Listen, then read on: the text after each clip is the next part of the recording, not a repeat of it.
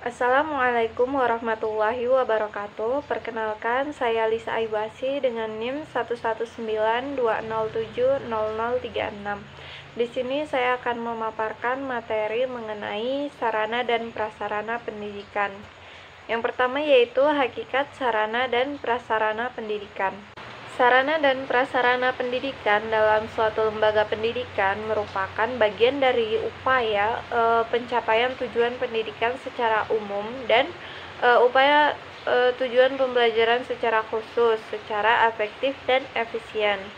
Nah, secara bahasa, sarana merupakan alat yang digunakan secara langsung untuk pencapaian tujuan pembelajaran seperti buku, laboratorium, perpustakaan, dan lain-lain. Sedangkan prasarana merupakan alat yang digunakan secara tidak langsung untuk pencapaian tujuan pendidikan seperti bangunan sekolah, lapangan olahraga, dan lain-lain. Berikutnya itu jenis sarana dan prasarana pendidikan. Yang pertama ditinjau dari habis atau tidaknya dipakai, yaitu yang pertama sarana pendidikan yang habis dipakai seperti tinta komputer, kertas, dan lain-lain. Kemudian sarana pendidikan yang tahan lama seperti bangku sekolah, meja sekolah, atlas, gobe, dan lain-lain. Yang berikutnya itu ditinjau dari bergerak atau tidaknya. Yang pertama yaitu sarana pendidikan yang dapat bergerak seperti bangku sekolah, meja sekolah, dan lain-lain. Kemudian sarana pendidikan yang tidak bergerak seperti saluran air, PDAM. Berikutnya yaitu jenis prasarana pendidikan. Nah, prasarana pendidikan ini diklasifikasikan menjadi dua, yaitu prasarana pendidikan yang secara langsung digunakan dalam proses belajar mengajar seperti ruang perpustakaan, ruang laboratorium, ruang keterampilan, dan lain-lain.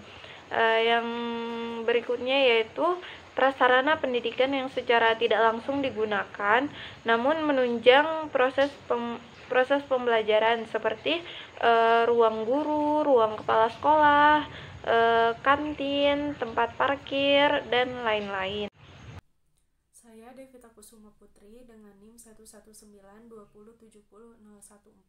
Di sini saya akan menjelaskan mengenai pengelolaan sarana dan prasarana pendidikan serta proses dari pengelolaan sarana dan prasarana pendidikan. Pengelolaan sarana dan prasarana pendidikan ialah suatu kemampuan untuk merencanakan, mengadakan, atau memelihara dan menggunakan sumber daya pendidik serta penghapusan yang berupa alat pembelajaran, alat peraga, dan media pendidikan di sekolah untuk mencapai tujuan yang telah ditetapkan secara efektif maupun efisien. Pengelolaan sarana dan prasarana pendidikan bertugas untuk mengatur atau menjaga agar dapat memberikan kontribusi secara optimal ketika jalannya proses pendidikan. Sistem Pendidikan Nasional Nomor 20 Tahun 2003 menyatakan bahwa setiap satuan pendidikan formal dan non-formal menyediakan sarana dan prasarana yang memenuhi keperluan pendidikan. Hal tersebut sesuai dengan pertumbuhan dan perkembangan potensi fisik, kecerdasan intelektual, sosial, emosional, dan kejiwaan pada peserta didik. Adapun prinsip-prinsip dari pengelolaan sarana dan prasarana pendidikan yang perlu diperhatikan. Yang pertama yaitu prinsip pencapaian tujuan, yaitu sarana dan prasarana pendidikan di sekolah dilakukan dengan maksud agar semua fasilitas dalam keadaan siap pakai. Kedua, prinsip efisiensi. Dalam prinsip ini, semua kegiatan pengadaan sarana dan prasarana dilakukan dengan perencanaan yang berhati-hati, sehingga memperoleh fasilitas yang berkualitas baik. Ketiga, prinsip administratif, yaitu manajemen sarana dan prasarana pendidikan di sekolah harus memperhatikan undang-undang, peraturan, instruksi, dan pedoman yang telah diberlakukan oleh pemerintah.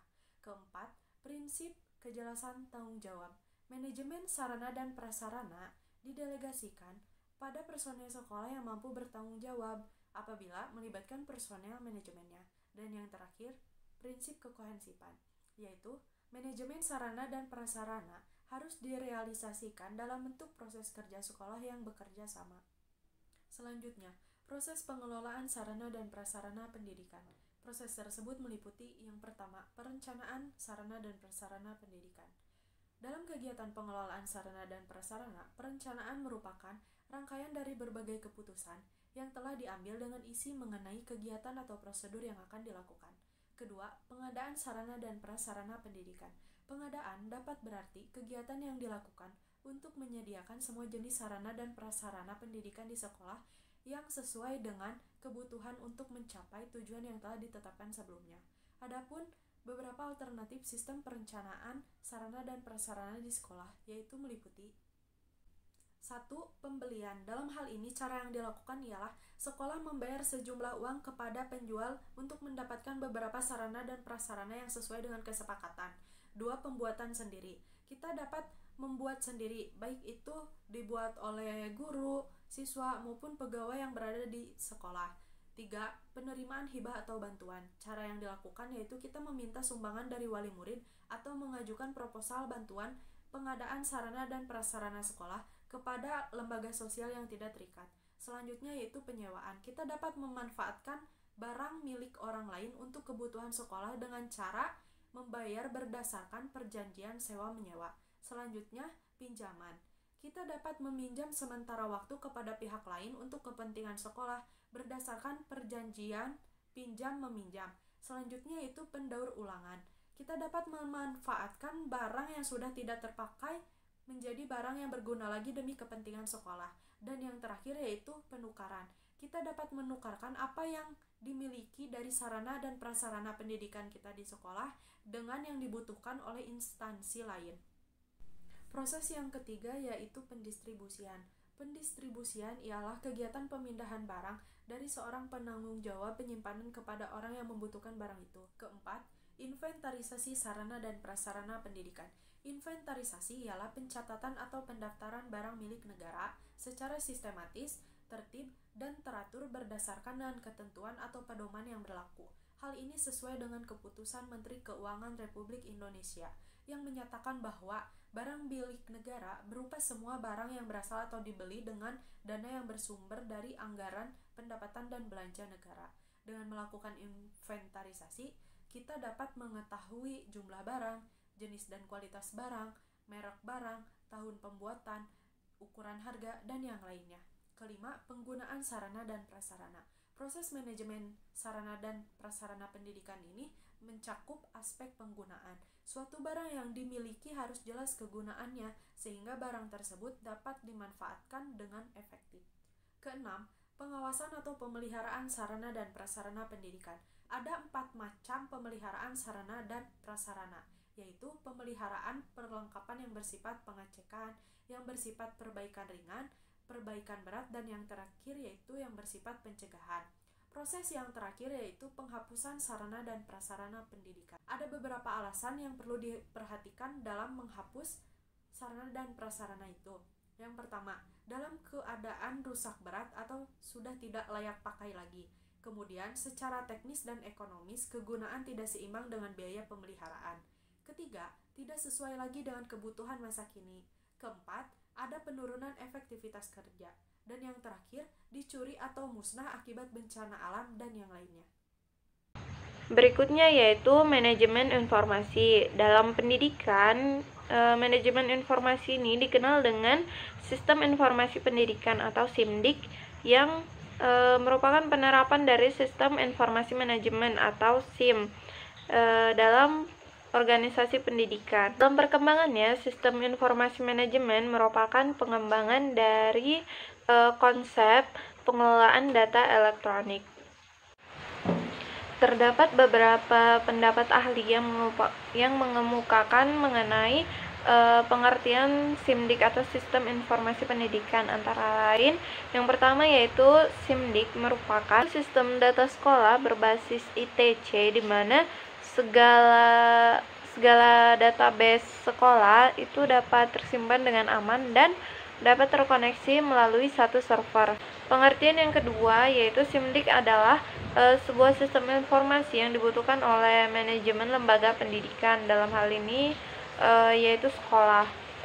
Pengertian yang ketiga yaitu SIMDIK merupakan perpaduan antara sumber daya manusia dengan aplikasi teknologi informasi untuk memilih, menyimpan, mengolah, dan mengambil kembali data untuk mendukung proses pengambilan keputusan dalam bidang pendidikan.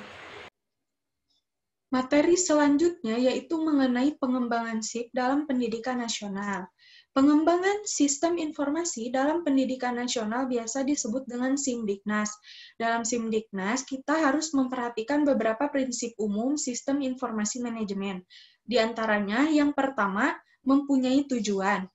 Artinya, semakin jelas tujuannya, maka akan semakin jelas pula programnya. Dan yang kedua, berdasarkan kepada perencanaan yang matang.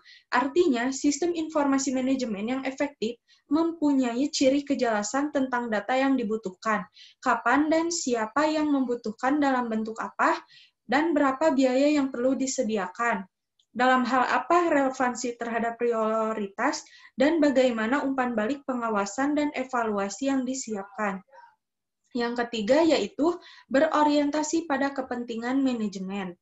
Artinya, arahan yang diberikan oleh pimpinan tidak boleh terjadi duplikasi dan berkelebihan dalam pengumpulan data.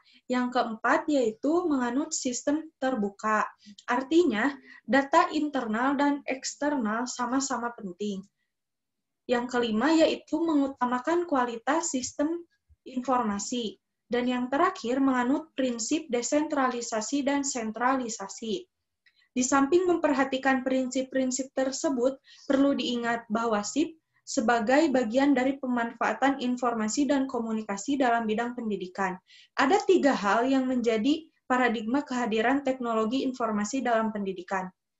Yang pertama, alat atau berupa produk teknologi yang bisa digunakan dalam dunia pendidikan. Yang kedua, konten atau sebagai bagian dari materi yang bisa dikerjakan dalam pendidikan. Yang terakhir, program aplikasi atau alat bantu untuk manajemen pendidikan yang efektif dan efisien. Tujuan SIP ialah mengelola informasi sehingga memandang informasi komoditas utama yang penting dan dapat memberikan perubahan. Pada masa sekarang, pengembangan SIP dituntut untuk menggunakan teknologi informasi dengan memperhatikan berbagai aspek yang terkait di dalamnya, seperti perkembangan teknologi informasi, platform teknologi informasi, basis data, keamanan data, dan kebutuhan konsumen.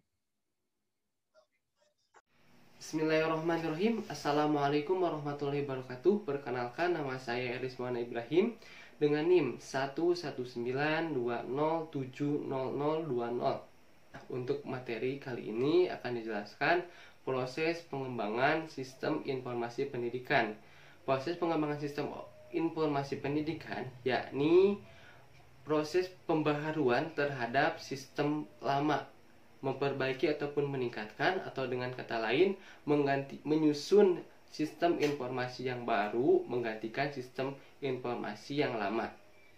Sebelum kepada pengembangan sistem informasi dalam pendidikan, kita menilik dulu terhadap proses pengembangan sistem informasi dalam sebuah organisasi. Menurut Boccino berpendapat bahwa ada 2 pihak yang terlibat dalam pengembangan sistem informasi dalam sebuah organisasi, yakni manajer dan analisis sistem. Analisis sistem berperan sebagai perancang, namun lebih dititik beratkan kepada merancang sistem informasi dengan tujuan untuk mengoptimalkan faktor 4M, yakni material, man, money, and machine. Nah, sehingga nampak bahwasanya seorang analisis sistem juga berperan seorang manajer. Dengan kata lain, keduanya saling beririsan, saling berkaitan. Dan dapat dikatakan pula manajer juga seorang analisis sistem dan analisis sistem juga seorang manajer. Nah, dalam pengembangan sistem informasi pendidikan, kepala sekolah berperan sebagai analisis sistem dan juga berperan sebagai manajer. Nah, dalam pengembangan sistem informasi pendidikan ada beberapa langkah. Yang pertama yaitu studi visibilitas, yang berarti kelayakan dalam artian sistem informasi perlu dikembangkan ataupun lain sebagainya.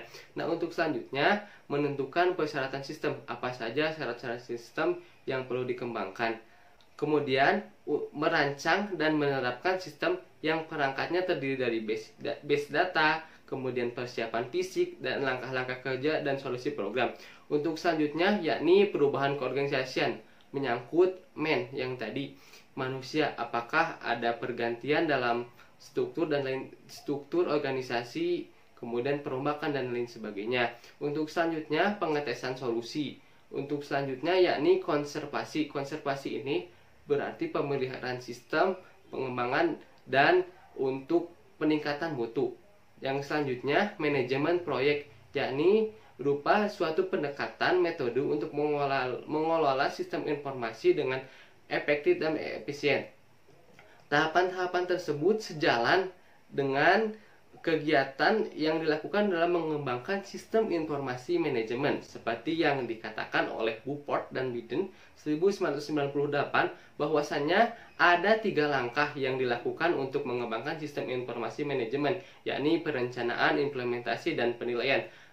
Dalam SIMSDIK ini dikatakan bahwasannya studi visibilitas, menentukan persyaratan sistem, merancang, hingga perubahan keorganisasian itu dilakukan pada tahap perencanaan. Kemudian tahapan pengetesan solusi yakni berupa implementasi, dan untuk selanjutnya penilaian dilakukan pada tahap konservasi dan manajemen proyek. Bedanya bahwasanya penilaian ini juga dilakukan dengan evaluasi. Untuk selanjutnya, perbandingan penjaminan mutu pada pengelolaan sarana dan prasarana pendidikan di Indonesia dengan di luar negeri. Untuk negara kita Indonesia, sekolah berkewajiban untuk meningkatkan sarana prasarana dengan dana yang telah disediakan oleh pemerintah ataupun pihak swasta ataupun dari siswa melalui peraturan yang terkait. Nah, pengelolaan sarana prasarana tersebut juga dilakukan penilaian oleh Badan Akreditasi Nasional. Salah satu komponen penilaiannya yakni sarana prasarana.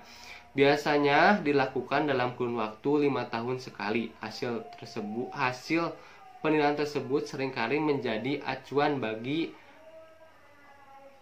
orang tua maupun anak untuk sekolah di lembaga tersebut. Untuk selanjutnya di negara Hong Kong dikenal dengan Quality Assurance Framework.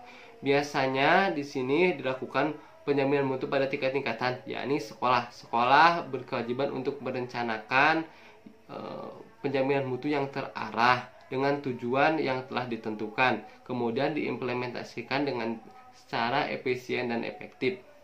Untuk selanjutnya di tingkatan teritorial, di sini ada Departemen Pendidikan tingkat teritorial yang bertujuan untuk meningkatkan kinerja sekolah secara keseluruhan.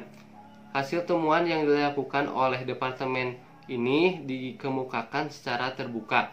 Untuk selanjutnya, tingkat yang ketiga yakni tingkat internasional. Tingkat internasional ini biasanya dilakukan oleh pakar eksternal. Untuk selanjutnya, di negara Australia dikenal dengan New South Wales School Review. Penjaminan mutu di sekolah ini disebut juga Quality Assurance School Review yang dilaksanakan oleh Directorate of Quality Assurance, Department of School Education. Sistem yang diterapkan dalam upaya untuk meningkatkan kualitas sekolah dalam berbagai aspek, salah satunya bidang sarana dan prasarana, dengan tujuan menjamin bahwa sekolah bersangkutan memiliki keefektifan yang tinggi dalam mencapai tujuan dan hasil belajar siswa. Pada umumnya, sarana prasarana merupakan salah satu faktor dalam meningkatkan kualitas pendidikan, sehingga di berbagai negara konsen sekali terhadap peningkatan sarana dan prasarana, di samping berbagai aspek yang mendukung pendidikan. Terima kasih. Wassalamualaikum warahmatullahi wabarakatuh.